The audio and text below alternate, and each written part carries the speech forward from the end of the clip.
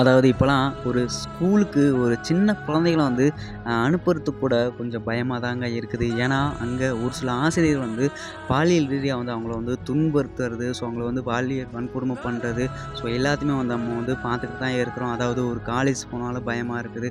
So ஒரு school போனாலும் கொஞ்சம் பயமா தான் இருக்குது. இப்படி ஒவ்வொரு இடத்துக்கும் பயத்தினாலேயே வந்து அவங்களோட வாழ்க்கைய வந்து ஓட்டிட்டு இருக்கிறாங்க. இப்போ எவ்வளோ இடங்கள்ல தான் இந்த மாரி குற்றங்கள் வந்து நாளுக்கு நாள் வந்து பெண்களுக்கான குற்றங்கள் நடந்துக்கிட்டே தான் இருக்குது. ஆனா, இதுக்கான தீர்வு அப்படிங்கிறது இப்போ வரைக்கும் ஒரு கேள்விக்குறியா தான் இருந்துட்டு வருது. இப்போ ரீசென்ட்டா கூட கிருஷ்ணகிரி அப்படிங்கிற ஒரு இடத்துல ஒரு என்சிசி ஆசிரியர் வந்து அவங்கள அதோட மாணவர்கள வந்து பாலியல் ரீதியா வந்து துன்புறுத்தியிருக்கிறாங்க அப்படின்னு வந்து நம்ம செய்தியில வந்து கேள்விப்பட்டிருப்போம். ஸோ, இப்படி ஒவ்வொரு நியூஸும் வந்து நம்ம பார்த்துட்டு தான் இருக்கிறோம். ரீசென்ட்டா இப்போ ஒரு 3 வயசு குழந்தை வந்து டெல்லியில ஒரு காமக்கொடூர நாய் என்ன பண்ணியிருக்கான் தெரியுமா? ஸோ அவங்க அம்மா தூங்கிட்டு இருக்கும்போது அந்த குழந்தைய வந்து தூக்கிட்டு போய் அவன் வந்து ரேப் பண்ணி வந்து கொன்னு இருக்கிறாங்க. ஸோ இந்த மாரி வந்து குற்றங்கள் பண்ணிட்டு அவங்க வந்து உள்ள ஜெயில்ல வந்து சந்தோஷமா தான் இருக்கிறாங்க. ஆனா, அவங்க அந்த அதனால வந்து பாதிக்கப்பட்டவங்க வந்து அவங்க வந்து ஒரு தற்கொலை பண்ணி அவங்க வந்து இறக்குறாங்க. ஸோ இந்த மாரி நம்ம வந்து சம்பவங்கள் வந்து நம்ம